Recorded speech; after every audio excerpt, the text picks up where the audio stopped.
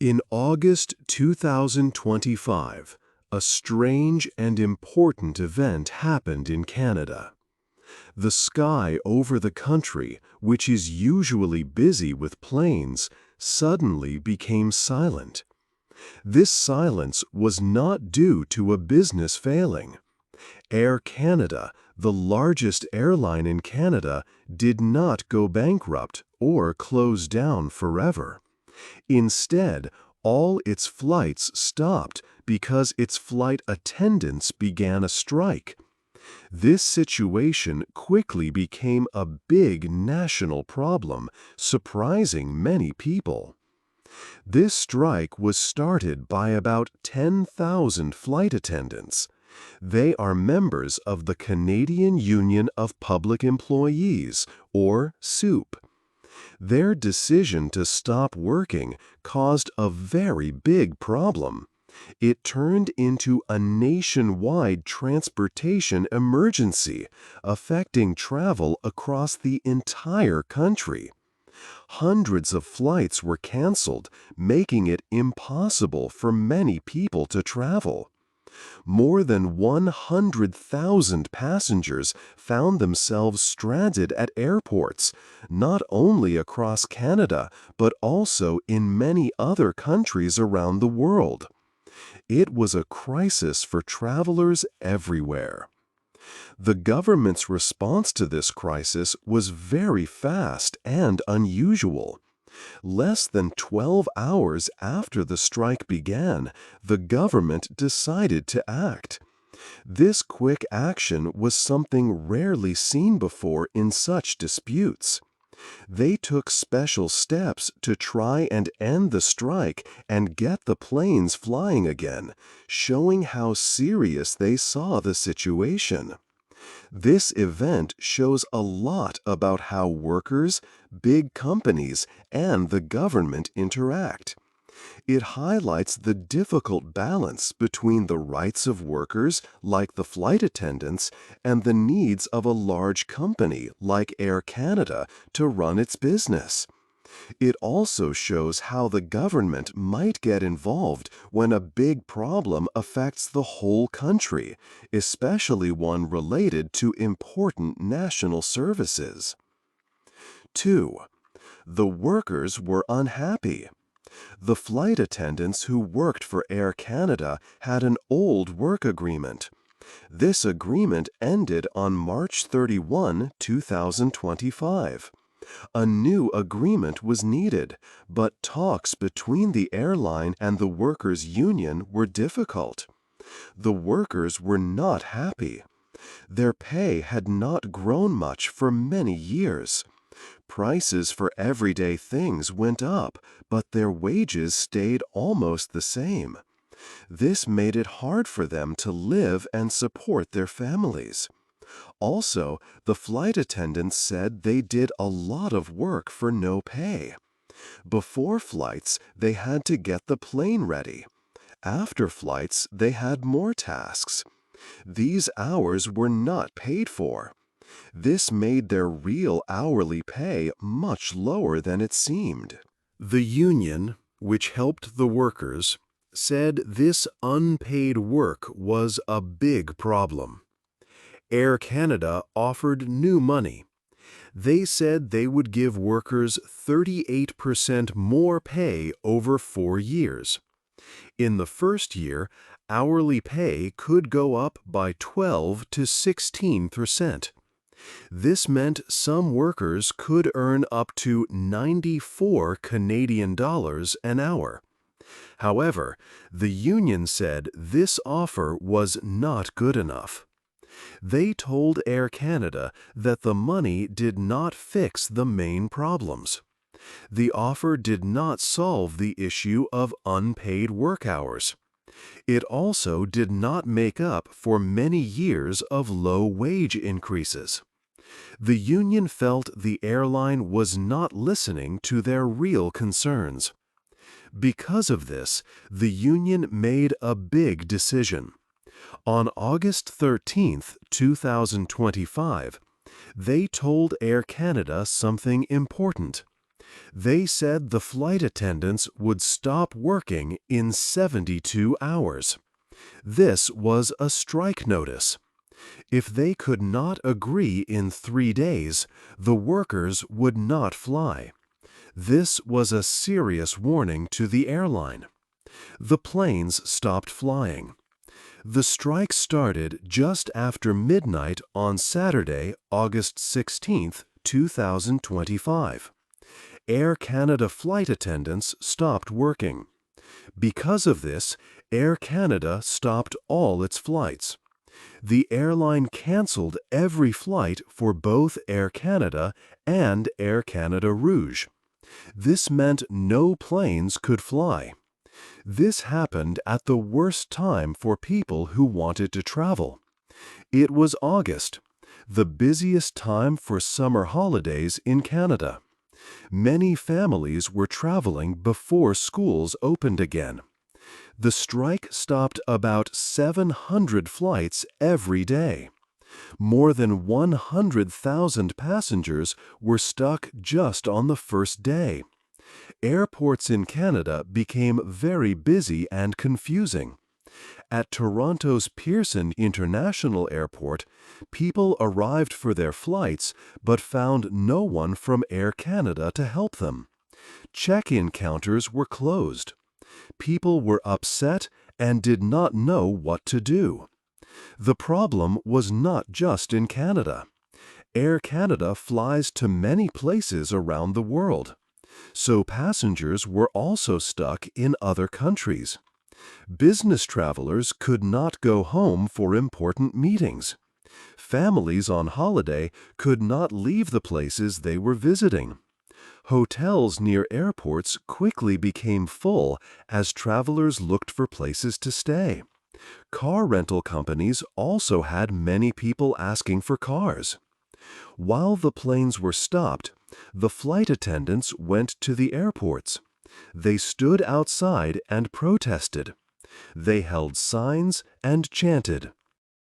At Toronto, Montreal, Vancouver, and Calgary airports, flight attendants showed signs that said, "Forced to work, stripped of dignity," and "Fair pay for fair work." They wanted people to know why they were striking. They wanted to show everyone that they were serious about their demands for better pay and fair work conditions. The silence in the sky was a loud message from the workers. 4. The government steps in. The airline strike started in the early hours of Saturday. Less than 12 hours later, the Canadian government decided to get involved directly. This was a very quick decision, much faster than most people expected for a labor dispute. The government said the strike was causing big problems for the entire country. Thousands of people were stranded, unable to fly for holidays or important business meetings. Businesses that relied on air travel, like tourism companies and cargo services, were losing money every hour. The government believed the situation was hurting Canada's economy and its reputation on the world stage. Minister Patty Hajdu, who held the government's jobs portfolio, made an important announcement. She stated that the government would use a special law. This law, known as Section 107 of the Canada Labour Code, gave the government the power to order an end to the work stoppage. It let the government tell all striking flight attendants to go back to their jobs. It also allowed the government to make Air Canada restart all its flights. The government's order came through the Canada Industrial Relations Board. This board officially told both Air Canada and the Flight Attendants Union to stop all strike and lockout actions immediately. They commanded everyone to return to work without delay. The order also stated that an independent and neutral person, called an arbitrator, would step in. This arbitrator would listen carefully to both sides, Air Canada and the union. Then, this neutral person would make the final decision on a new work contract for the flight attendants. This new agreement would cover important issues like their pay, working hours, and other conditions. The government gave a clear deadline. All Air Canada flight attendants had to be back at their jobs by Sunday afternoon, about 24 hours after the order was given. This time frame aimed to help the airline prepare its planes and flight schedules to begin flying again as soon as possible. However, this quick action by the government sparked a lot of discussion and strong feelings. Many people, especially those stuck at airports, welcomed the news, hoping flights would soon resume. But many others were very unhappy. They argued that the government was taking away the basic rights of workers to strike for better conditions. Opposition parties in Parliament, such as the Conservatives and the New Democratic Party, strongly criticized the government's move. They said it was unfair and set a dangerous example for future labor disputes in Canada. The decision created a big national debate about worker freedoms versus the government's role in the economy. This choice was indeed very controversial across the country. 5. The strike continues. The flight attendants and their union, COOP, were very angry when the government ordered them back to work. They felt this decision was unfair and went against their basic rights as workers. The union clearly stated that the government's action was unconstitutional. They believed it took away their important right to strike for better working conditions and fair pay. Union leaders argued that workers have a fundamental right to stop working to achieve fair treatment. Because of this strong feeling, COOP made a significant decision on Sunday morning.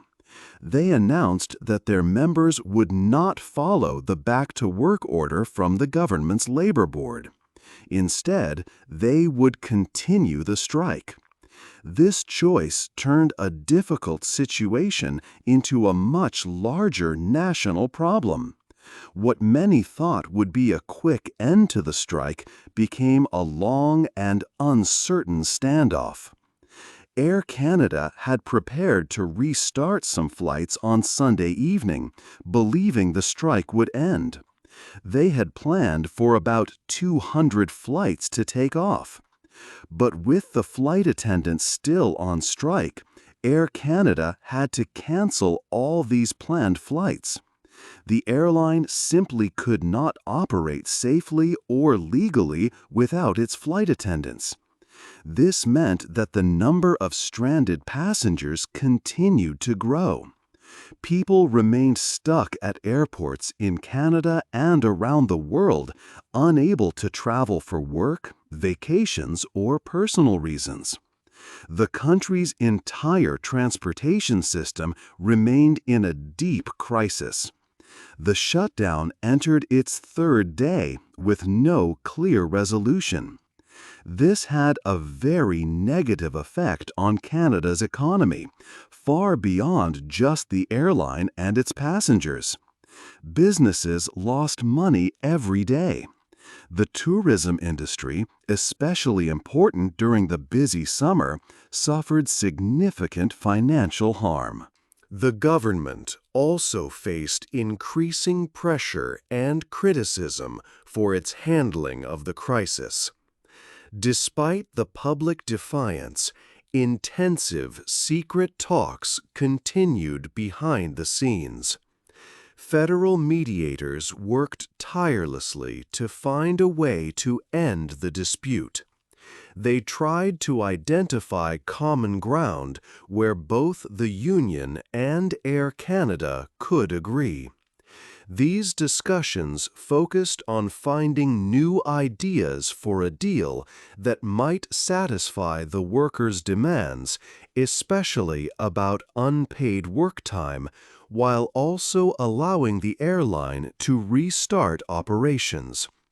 Everyone involved wanted to find a path forward to end the costly and widespread disruption. 6. The real reasons. The problem with Air Canada was more than just unhappy workers. There were deeper reasons for the big trouble. Air Canada is a private company now, but it used to be owned by the government. Because of this, many people see it as Canada's national airline. Air Canada managers often expect the government to help when there are worker problems. They might think the government will step in and end a strike. This idea can make it harder for the company to agree with workers during talks. For example, in 2023, Air Canada asked the government to be ready to help with a pilot problem. This shows a long history of looking to the government for help. When the strike happened, the airline said meeting the workers' demands would cost a lot. But a closer look showed something different. The money the flight attendants wanted was a small part of Air Canada's total costs. Also, the money lost each day the planes did not fly was much, much more. The airline lost about $98 million every day. This was much higher than the money needed to pay the workers what they asked for in the first year. This suggests Air Canada had other reasons for not agreeing, perhaps about setting a standard for future talks. The government's quick decision to stop the strike also had deeper reasons. Big businesses, like the Business Council of Canada, pushed the government to act fast. They worried the strike would harm Canada's economy and its image in the world. Also, the government did not want many families to be stuck at airports during the busy summer. This concern about public unhappiness and political problems made the government act very quickly.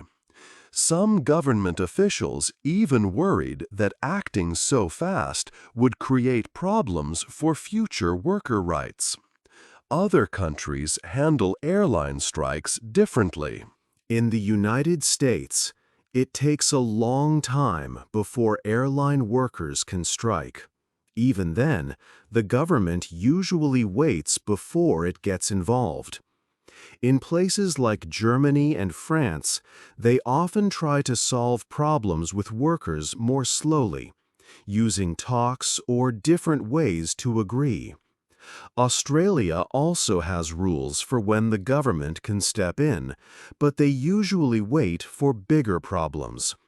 Canada's fast action was not common compared to these other places. This shows that the Air Canada crisis was about more than just the airline and its workers. It was about the bigger picture of how Canada sees worker rights and business power. 7. Different opinions. Some people had strong feelings about the government's actions. They argued that the government took away the basic rights of the workers. They felt that the right to strike, which is very important for workers, was made useless. Because the government stepped in so quickly, it seemed like workers could not truly stop working to ask for better conditions. This made many people worry about the future of workers' rights in Canada. They said if the government could always stop a strike when a big company was affected, then unions would lose their power to ask for fair treatment. It looked like the government cared more about the company's profits than the workers' freedom. Other people thought the government was being unfair to Air Canada's side. They believed the government was helping the big company too much. They said Air Canada often expected the government to step in during worker problems. This made Air Canada not try hard enough to find a fair solution with the union themselves. It looked like the government was giving special help to a large business, making it easier for Air Canada to deal with worker demands. People felt this was not good for fair business practices in the country. It created a situation where big companies might not negotiate honestly, knowing the government would step in for them. However, there was another point of view. Some people strongly believed the government had to act. They said the Air Canada strike was not just a small problem between a company and its workers. It was a big issue that hurt the entire national economy. Thousands of travelers were stuck, businesses could not send goods, and important services were delayed. Canada is a very large country, and air travel is very important for moving people and goods. So, these people argued that the government's fast decision was needed to protect the country's economic health and keep things running. They saw it as protecting the good of all Canadians, not just one company. All these different opinions showed that Canada needed a better plan for these types of situations. Many people thought the country should have a new and improved system for when big companies and their workers cannot agree. This new system could help solve problems before they become a big crisis like the Air Canada strike. Maybe it would involve special groups to help talks or new ways to make agreements without stopping work completely. The idea was to find a way to balance the rights of workers with the need to keep the country's economy strong and its transportation moving smoothly for everyone. 8. What happened next? The strike finally ended after a lot of pressure. The union, COOP, agreed that flight attendants would go back to work. Air Canada then started to fly planes again, but it was not easy. It took several days for all flights to run normally across Canada and the world. The airline had to move planes and make new schedules for its crews. The company also lost a very large amount of money, with total financial impacts estimated to be more than $400 million. After the strike, COOP quickly started a legal case. They said that the government's order for workers to return to their jobs was wrong and against their basic rights. This legal challenge could take many years to finish in federal court. It asks important questions about workers' rights to strike in Canada. If the court agrees with the union, it could limit how the government acts in similar problems in the future. If the court sides with the government, it might mean more government control over such situations. The crisis left a big and lasting mark. It changed how people saw Air Canada and its workers. Other airlines also started to talk more seriously with their own employees to avoid similar disputes. The events showed that balancing worker rights, company needs, and what is good for the whole country is very hard. This story offers an important lesson about how quickly big systems can stop working and how important it is for different groups to find fair ways to work together. It made people think more about how vital air travel is for Canada. What do you think is the most important lesson from this story for the future of travel in Canada? Hey there! Just a second before you go. If you learned something new today, please give this video a like, write your thoughts in the comments, and subscribe to the channel. It only takes a second, and it really, really helps to create even better English videos for you. Your support means the world. Thank you.